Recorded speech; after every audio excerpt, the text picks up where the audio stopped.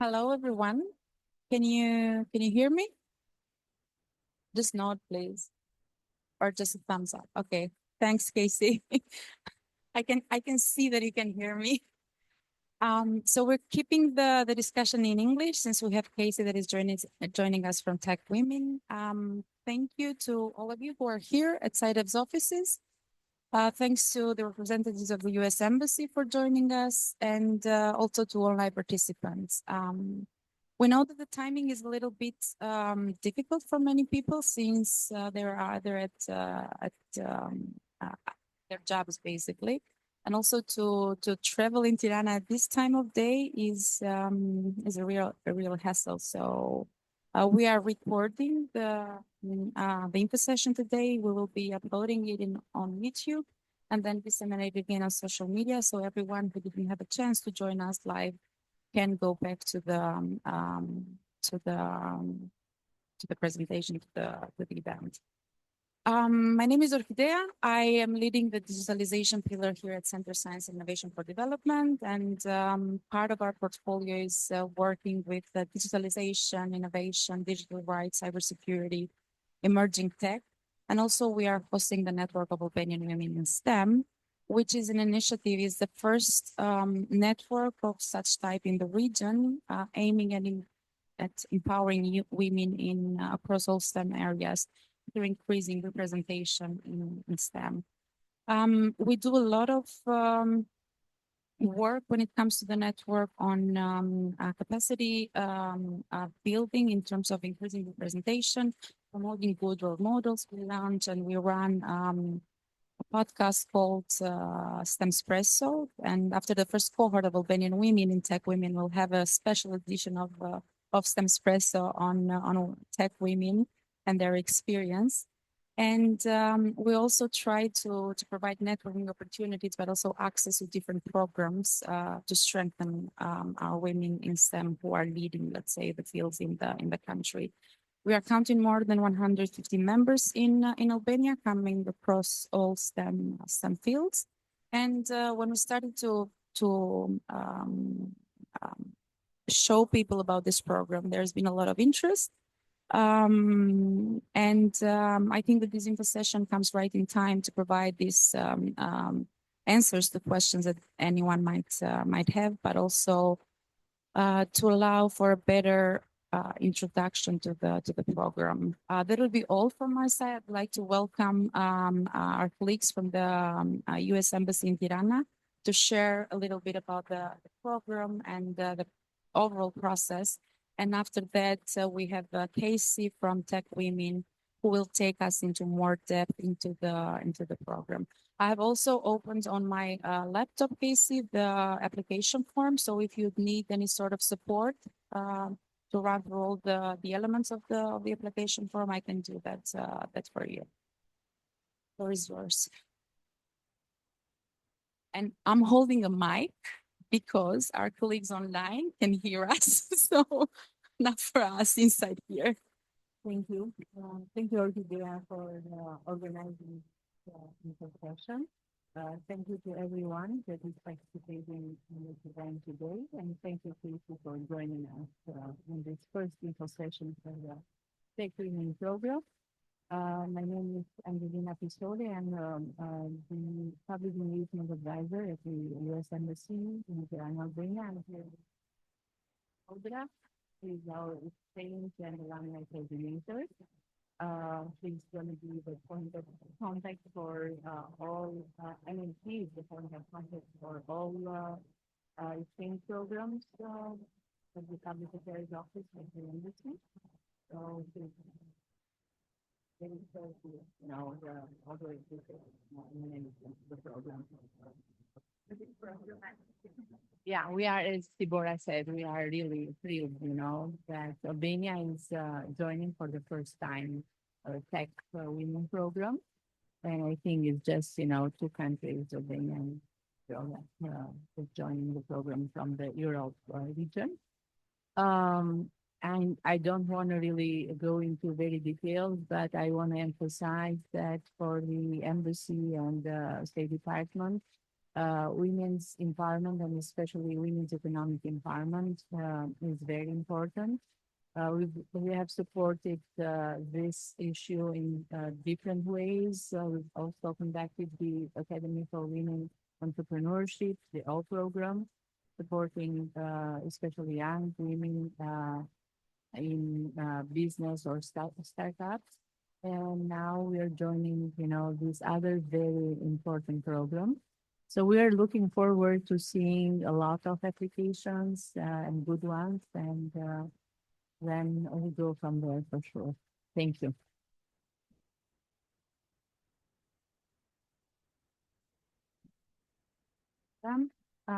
Casey, now I'd like to give you the floor.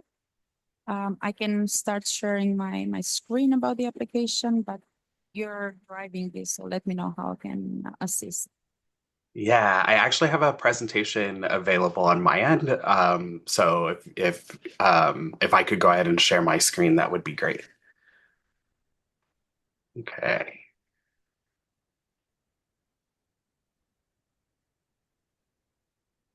Share your screen. Yes. Get it set up here real quick. One second. Thank you. Okay. Well, I want to say hello to everybody from dark and early San Francisco. It's really a pleasure to get a chance to see everybody and connect with all of you in Albania today. I just arrived back in SF from a trip to Morocco for TechWomen, where we connected with 200 of our alumni over the last week. So it's a really, really energized moment to be part of the program and get a chance to learn a little bit more. I'm going to tell you a little bit about what TechWomen is, a little of our history, and then dive into what we look for when we're looking for applicants for this program. Please excuse my cough as I'm also getting over a travel cold to go along with all the adventures. So we will dive in. TechWomen itself is an annual 5-week mentorship and exchange program. Over the last 2 years, we've hosted all of our participants in the San Francisco Bay Area, kind of split between San Francisco, the city itself, and the Silicon Valley area, where most of the technology companies in the Bay are located, in Chicago, where we expanded to in 2023. The program is managed by the Institute of International Education, or IIE, which is a company that I work for. We have helped to implement the program under the guidance of the U.S. Department of State's Bureau of Educational and Cultural Affairs since its inception in 2011. So we are very well versed in the partners that we work with the technology infrastructure in the United States, but also with that representation and the experience of women in STEM around the world, in the 23 countries now that we work with. The overall goal of the program is really to empower and connect the next generation of women leaders in STEM fields. The program began in the Middle East and very quickly expanded to encompass a large component of Africa, parts of Central and South Asia, and this year with Albania joining, we'll introduce European participants for the first time.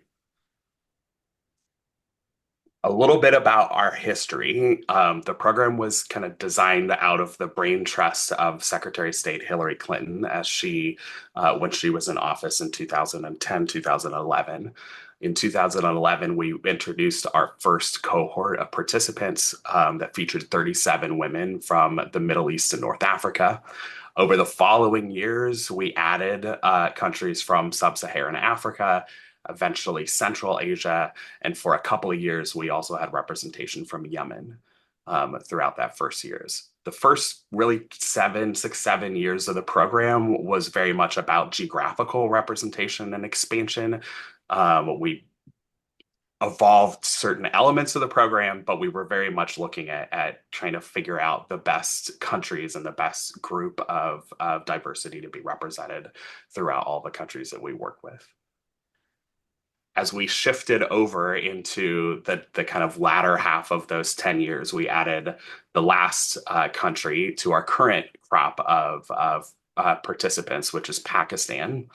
And that brought us up to 99 women for the first time in a single cohort. Since then, we have regularly hit the 99 to 113 women target for every year. So we generally bring about 100 women to the United States, spread throughout all of the countries that we're representing. In 2020, obviously, the world was impacted by the COVID-19 pandemic, and our program shifted to a virtual program, kind of a special experience for those that participated in that program. And then in 2022, to make up for kind of skipping 2021, we ended up hosting two different programs in the same calendar year for the first and, for us, hopefully the only time we have to do this. That year also saw us celebrate our 10-year anniversary, where current Secretary of State Antony Blinken announced our expansion into Albania, as well as our expansion into Chicago and the recent alumni summit that we just wrapped up last week in Casablanca, Morocco. So today, this past year, we wrapped up with 21 countries represented throughout this program. For a total of 98 participants that participated in 2024 and spread in both Chicago and the San Francisco Bay Area. How does TechWomen work? So TechWomen is very much a cultural networking and mentorship exchange program that's meant to expose women in all of the countries that we work with to those in the US and to each other that share in the experience, in the expertise, in the technical knowledge that all of you have as you come through. So our emerging leaders who are participants are selected over the early months of the calendar year. And throughout kind of the summer, we prepare everybody to travel to the US. We bring a selection of countries, typically 6 or 7 of the countries travel to Chicago for the year or for the program, and the remaining countries travel to San Francisco. During the first 4 weeks of the program, you are based in those cities where you have the opportunity to connect with women that serve in 3 different mentorship roles with you. We have professional mentors that are women in technology companies in the United States that share their networks, that share their access, that share how their company goes throughout the business, and get you into connections and meetings and help you to learn more about what technology in the US is run, how it's run, and have you poke holes into our process and us help expand your thinking and your process throughout that time period.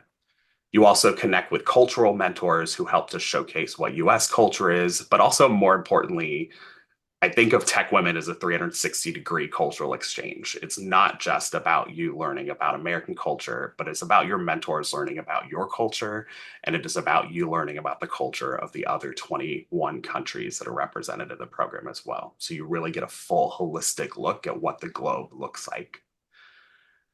And then finally, all of our emerging leaders work with their country team to help develop an impact project. These projects are designed to address socioeconomic challenges in your home communities. And we've seen everything from a recent seed grant winner that is going to be distributing reflectors on camels in Algeria to help prevent car accidents that occur in the night when cars run into camels on the roads, to those that help to distribute wildfire pre-sensor warning systems in Argon forests in Morocco to help to keep their native Argon forests alive and operating, what's one of the kind of major economic sources in Morocco.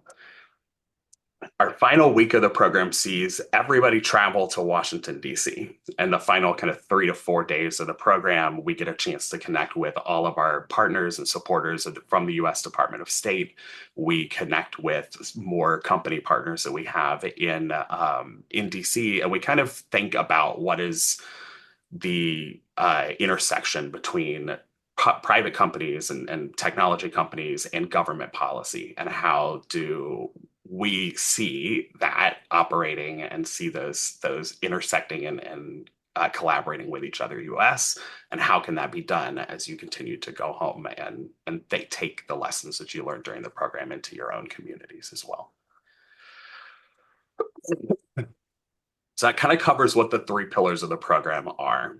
A very, very large part of that is the network that you gain and the connections and the people that you connect with.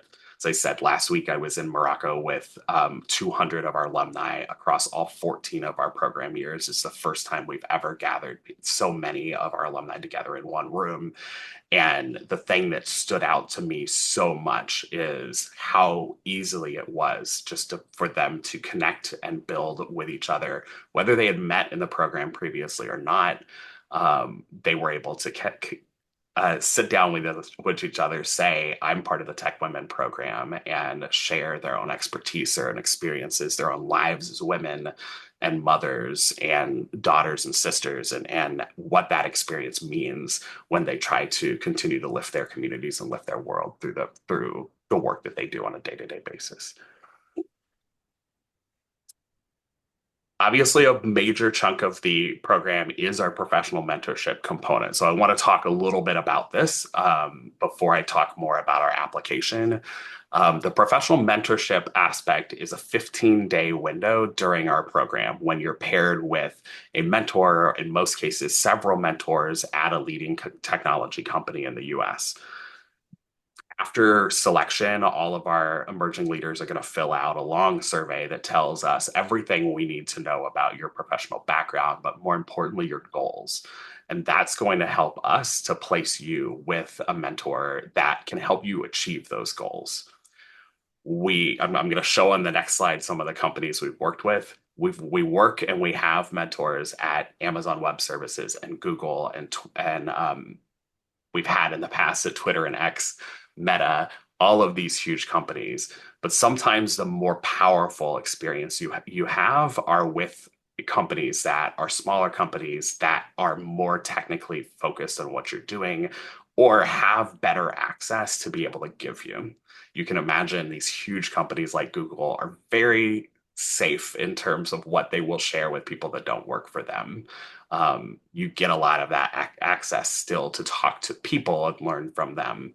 But when you pop into a company like Northgate Environmental Management, you might be sitting on their environmental sites, seeing how they administer environmental projects and how they work directly with their clients. And you may be pulled into one of those types of projects that you might not be able to do at a place like Google.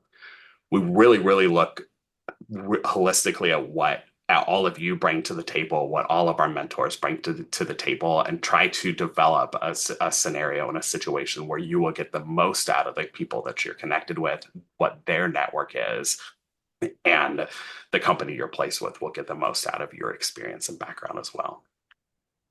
So I promised you a picture of some of the companies that we've worked with in the past and present. You can see a lot of different types of experience that's on here. The vast majority of these are still active companies. A few have been acquired over the last couple of years, but everything from financial technology with Chime to environmental work with Sunrun or biotech with Genentech. The Lawrence Berkeley National Laboratories do a very wide range of government-funded projects.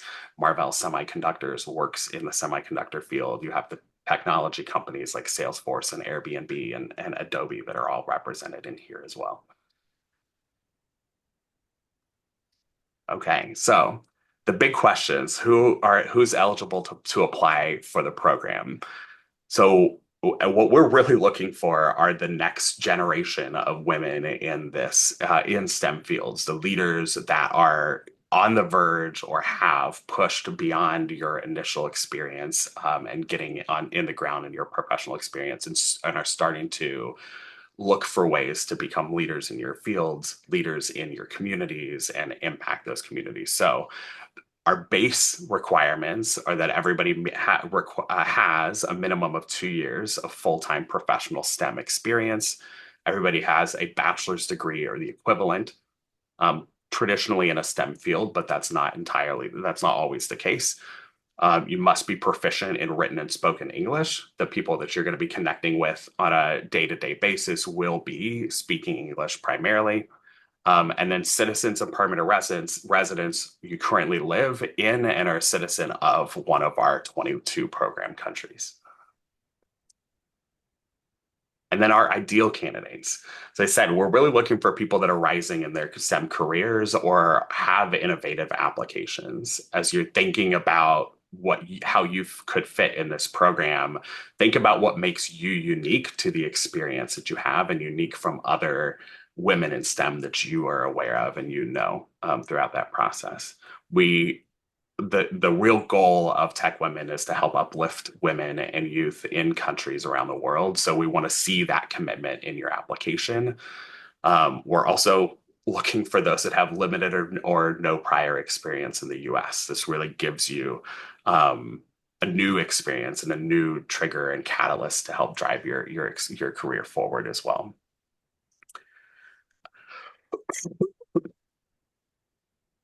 Okay. And just a few looks at this as we go through the process. We have a lot of different professional tracks and subtracks that we specialize in. So I wanted to give you a look at what some of those are. I will note this is just a selection. This is not entirely holistic, but our 4 main professional tracks that we typically recruit for include biotechnology and health fields, those that are in green tech and sustainability, those that are in information technology and communications, and then those that are in science and engineering.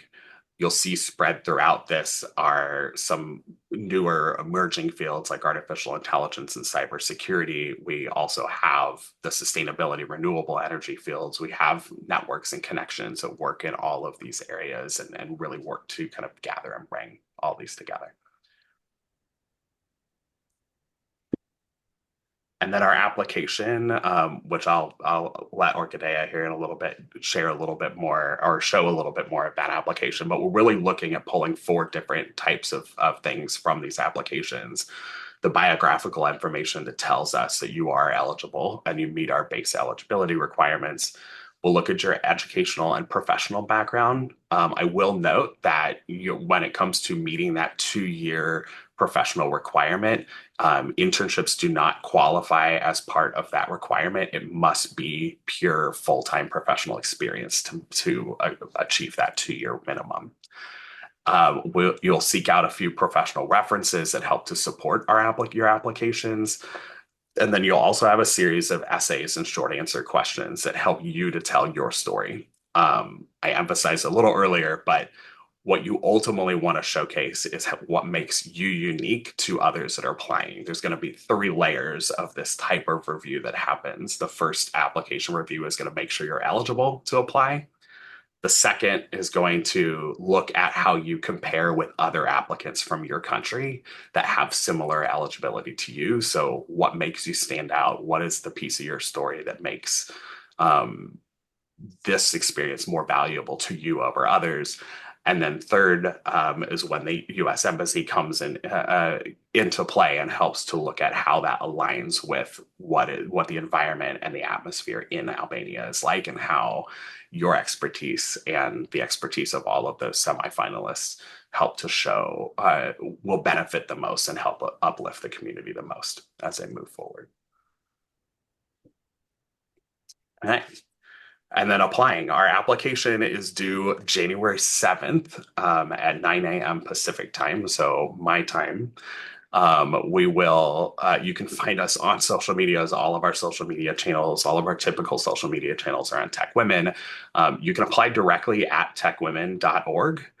So www.techwomen.org. The application will be present there. The link goes directly into that. And then if you have any other questions, obviously you have the networks here at SciDev that will be available for you. We will also be available for you at techwomen@iie.org. Okay. Thank you, Casey. Before moving on to the actual application form, that I think it would be quite interesting for participants online and both here at the office, Angelina has 2 short questions. Hi, Casey. Angelina from the embassy. and this is basically based on our experience with our exchange programs when it comes to educational, experience. Meaning, you said um, bachelor degree, it's enough, to be considered for the program. While in the criterias that we see in the website, in your website, it says bachelor's degree, 4-year university degree, or equivalent. In Albania, you probably may know because I works with us also in other exchange programs. We have the Bologna system, so we have 3+1 or 3+2, bachelor plus 1 year or 2-year master. So we have to clarify that. And secondly, in terms of prior experience to US, for certain programs, exchange programs of ours, like, for example, the International Leadership Visitor Program, we say that people that have been to US in exchange programs supported by USG, they need to at least have been there 5 years prior to the program. So can we have a kind of more specific information in terms of prior experience in US? Thank you. Yeah, thank you for those questions. So, and our base language in terms of the requirement does say the bachelor's degree 4-year university equivalent. I will clarify the 3+1, but my understanding would be that that would be in alignment with what we're looking for. I see another question in the chat that relates to having an MBA as well, and that is a bonus versus the base requirement. As long as you have that bachelor's degree, then you meet the requirements to be part of the program. In terms of prior US experience, we typically focus on those that have not been to the US at all before.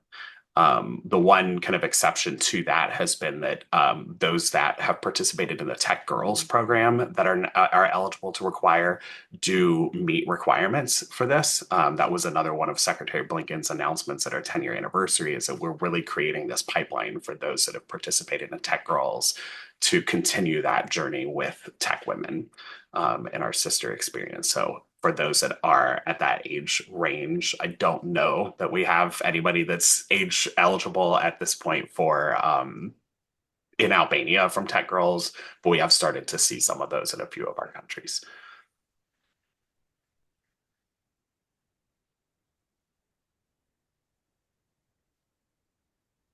There are two questions online. Saying, should I have an MBA to apply and should I choose a company name in the application? And another one says that, three actual questions. It's an Egyptian citizen, but currently living in Germany for studies. Are they eligible to apply? And should the applicant be in a managerial level or leader in general? So the position. Yeah, those are all great questions. So the MBA one I answered, and that you just need to have a bachelor's degree. You don't have to have the MBA. In terms of the company, in your application, you're telling your story over your goal. In terms of that, there will be some stories in that. We will learn more about the company, the types of companies that you're interested in working with after you're selected for the program. So that's really just to give you an idea of the types of partnerships that we have and the types of mentors that you could be paired with as part of the program, and not something that'll be captured in the application itself. For Marwa from Egypt, it will depend a little on when you finish your studies in Germany and what your return plan is. Our requirements do require that you're citizens and permanent residents and are living in the country at the time at which you will start to participate in the program. So if you're applying now, but you're graduating in May, you may still be back in Egypt in May or June and therefore be meeting our requirements when we get you there. So there's a little nuance to that depending on the timing that you're in.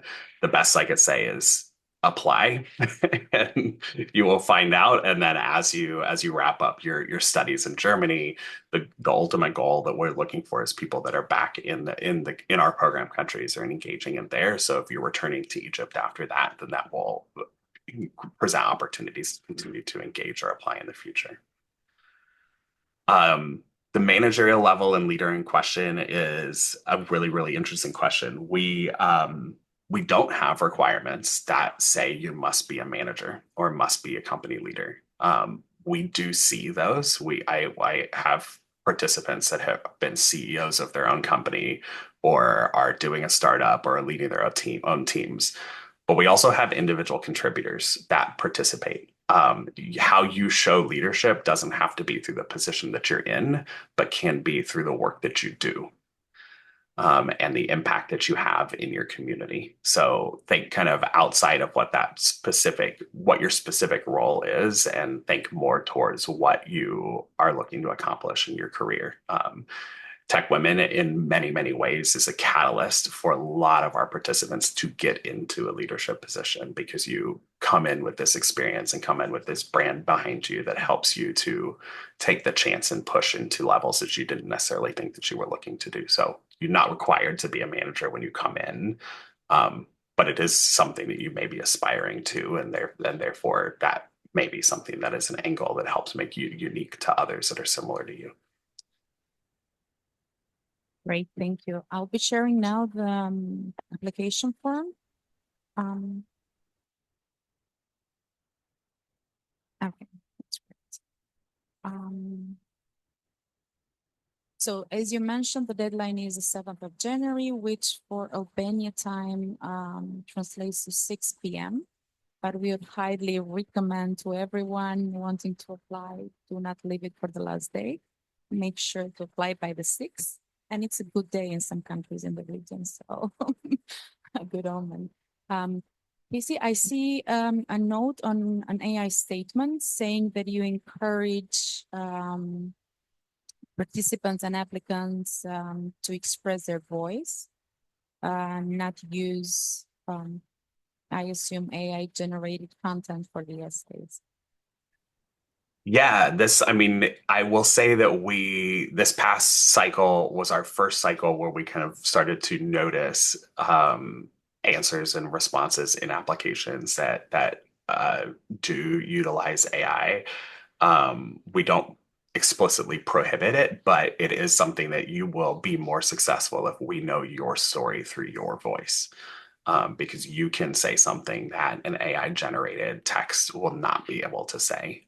That will be more powerful for one of our selection committee members or for the US Embassy as they're reviewing that. Thank you. And this is also in answer to one of the questions in the chat saying what can increase our chances of application. Please do answer all essays in your own voice, not using AI generated content. So when we go through the application form, so there's a welcome page where you see all the detailed information, and then you move to data privacy where you have to consent to data processing from IIE, eligibility, which you also explained, personal background, phone number. I left my phone number there, shouldn't have left it. While you go through eligibility, there's another question in terms of age limits. In the chat, we do not have an age limit for the chat. So as long as, or for the program. We typically end up with applicants that are anywhere from 25, 26 years old all the way up through 53 or 54 years old. So we are very wide ranging and open as long as you meet that 2-year minimum professional experience requirement.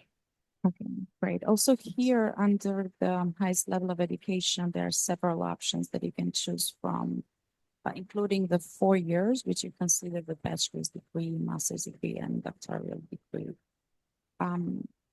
Moving into the education, employment, and certifications, there is a section where you can input data regarding your educational background, employment history, internship and volunteering, certification skills, and publications. I don't know whether any of the participants have any questions about this, but this is pretty much forward, and you also in the application form, it says the maximum of entries that you have to input. Then the section on references. Is there any preferred, let's say, background of people that can act as referees for the applicants? So if we have someone from academia, should it be only academic staff, or there are supervisors or superiors, or I don't know, also people coming from civil society that they have worked with? Yeah, there's no preference, but I will say that find people that can speak to your professional achievements, accomplishments, and goals, and think about diversity in terms of who you're bringing in. So understanding if you are working with kind of a startup or you're working with volunteer organizations, that supplementing your own professional supervisor or mentor in your own community might be something that is valuable. We're moving to program information, where applicants can choose the main fields that you already shared with us that they belong to. What if someone chooses wrongly, let's say mistakenly, one of the fields Yeah. initiate? That's a good question. This is a guideline for us. So there will be an opportunity after selection for us to select it. And we actually, as we read through applications, will make adjustments to this if we read something and looks very firmly to be of a different professional track or subtrack. That'll help through the selection process. And then we will revisit this again for everybody that's selected as people are starting to think about what they want to achieve in the program. We realign that to make sure that we find the mentor in the field that's the most appropriate for you.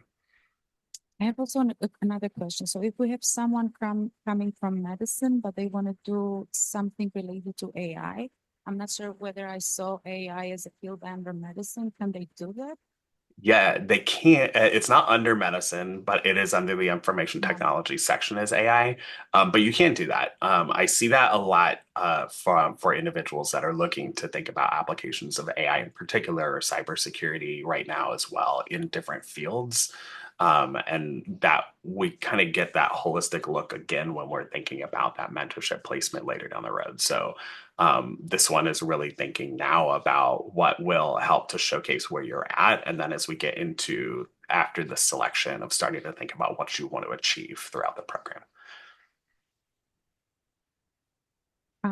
We have another question on the chat, but I had also another question, but I think it's skipped me now. So applicants should be strictly coming from a technical background with the aim of doing something technical, or also there is a policy and governance option level for those who might want to follow that? And in the case of academia, people coming from academia, are there any nuances that we can highlight? Yeah, I mean, you can really look at any of the STEM fields through any lens that comes in. It's really about how you're applying them. You'll see as you go through the sub-tracks themselves, is that within each of the tracks, we also have sub-tracks that focus on diversity, equity, and inclusion, or mentorship or leadership. So the skills are more than just the technical skills that we really focus on. And in a lot of ways, the expertise of our mentors is sharing things that are not the technical skills. Because a lot of the technical skills you can learn through other means. It's the network and the professional and the leadership skills that really help you to grow and expand more in the program itself. So there's no kind of specific requirement as long as you're within the STEM kind of the STEM fields themselves in some manner. Thank you. And that also answers somehow the question on the chat that says, should I be a professional in tech like Python or our specialty that, especially since my background is biology. And my favorite part, essays. So there are 7 mandatory essays or answers to questions, and there's an optional one. And I would assume that everyone to be competitive is highly encouraged to also fill out the A essay. There's a 2,000 character limit for each of them, so it's not a very long text. And do you have any tips on how to better answer or on what applicants should focus on? Yeah, I think that the tip that I Mhm. get a lot from our selection committees is they read a lot of essays throughout the process of doing this. So it really is thinking about how you showcase your voice and your experience in your words and tell your story in the most compelling way possible. What makes you unique and what stands out. Every if every application that they read is focused on learning one thing or seeing one thing, they are going to start to gravitate towards the things that are different from that. So it is thinking about as you're looking at your exposure to others in STEM fields right now, how does the work that you do and how does your story help you stand out among a larger group of applicants? Thank you. So also I would suggest that you answer the question as per the essay required from the essay, and you provide personal examples rather than keeping it very a general or explaining a concept that is asked in the question, which is something that we usually also do when we apply for different things. I think that we're at the end of the application form. There's also the signature, and then you review your application and then submit it. And well, internet is a little bit slow, but you can imagine the rest of the process basically. Yeah. Here it is, and then you move on with the submission. I cannot show you now because the system identifies errors because it's not filled out as an application. Great. I don't know whether there are any questions. Yes. Hello, I am Olgerda. Thank you for the presentation. It was really helpful. In fact, I have two questions. One is, you said there is no age limit, right? But Yeah. do you have any specific, I mean, you suggest more, you encourage more young people, or do you prefer also people that have more experience? I mean, the first one. And the second question is that after we turn back in Albania, any condition or requirements that we should keep in mind? Oh, those are both great questions. So for the age perspective, we really do think about it getting as diverse a candidate pool as possible. So it is not one where we're exclusively focusing on young women, because as I mentioned, this is very much a 360-degree experience. So by bringing in 4 or 5 women from Albania that have varying ages and varying experiences, you're also creating amongst the 4 or 5 of you the same type of community and the same type of mentorship opportunities that occur. So it benefits us and it benefits the community to have women that are in their 40s or 50s and have been in their career for a while, as well as those that are just early in their professional career or just getting ready to emerge into management level positions or other types of positions where they want to build off of. In terms of returning home, we'll talk. I'll stay away from some of the more technical visa related things because there are some visa requirements in terms of making sure that you can't apply for another U.S. visa for, I believe, 5 years afterwards. There's a few other things that come into play there. But really the biggest thing is we want women that have the passion to take the true goals and the true meaning of what being part of the TechWomen community is home to their countries. Stay connected with other alumni that are part of the program. Connect with alumni that you will not have met yet because you will not know that they exist. a lot of your mentors will be eager to connect and stay and help to build those. For our impact projects themselves, we award several seed grants and several funding to help launch those projects every year. And so those are the only really specific things, and that they have 6 months to actually spend the money that we give them, and have very specific requirements that they'll have to go through in terms of those. But in a lot of cases, even countries that don't have that don't win the money find ways to take the kind of mission and the projects that they've developed forward for them, and still implement them or collaborate across countries and implement them. So it really is what, as you experience and go through the process, you will learn and be exposed to what the spirit of TechWomen is really about. And once you're in, you're in. You're going to be a TechWomen for a lifetime, and you'll have an opportunity to really engage with and carry that forward into your own communities to help benefit other women and girls that are coming up in the experience yourself. Thank you. There's also another very good question on the chat saying that they have an experience in renewable energy, but for the past 2 years have transitioned the career into tech as a software developer.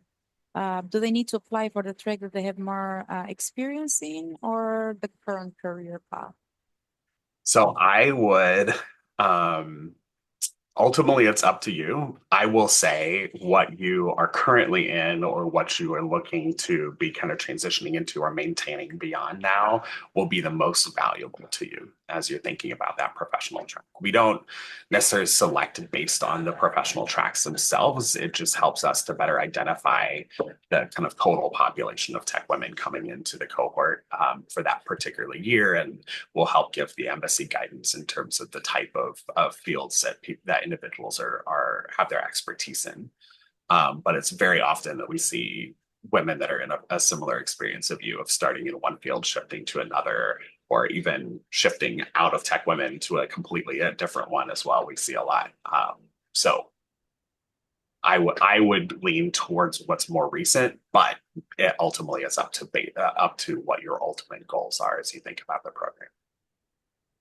And I have a last question, if there are not any other questions either online or here at the office. What about women that do not have a STEM background? So they might have studied law or economics, but they are engaged in, let's say, cybersecurity law or tech law or innovation or AI. So in this sort of areas that they have a nuance of tech and STEM, but not the background per se in that. Yeah, those that you mentioned would all qualify, since they do have that exposure to and kind of engagement with cybersecurity or STEM fields regularly. We do see that regularly coming through. So you don't have to purely be in a like I am a scientist mode, but if you are engaged with STEM fields and STEM policy, then that is beneficial to you and will have you meet the requirements of the application. Great. We have a question from Angela. She's joining us from Opus. She says that what about the number of chosen tech women that will be given a chance to be part from Albania? So what's the total number of women from Albania? Yeah, so it will vary year by year. Typically, we accept 4 to 6 from every country we have in the program. We have about 100-ish participants throughout the year, just over 100. That'll be spread throughout the 21 program. So I would expect the 4 to 5 range from Albania this year. Great. And I'm reminded now, what about STEM teachers in higher education, in pre-university education? Yep. Yeah, those would be eligible. Great. Any other questions? If there are none, thank you so much for joining us. Casey, thank you for being very thorough with your answers and providing the explanations for all questions. Thank you to all of you who participated. As previously said, the whole session will be online on YouTube. We'll make sure to disseminate it to everyone and to those who are actually writing to us saying that have you recorded it? So we remember to record it, which is, wow, a good thing. And I wish a lot of success to all of you. And as Casey mentioned, either reach out directly to TechWomen or do reach out to us at SciDev if you need further explanations. And Casey, please do share your PowerPoint with us because some participants were asking for that. Thanks a lot. Yes. And it was a pleasure. Thank you all. We look forward to seeing your applications. Thank you.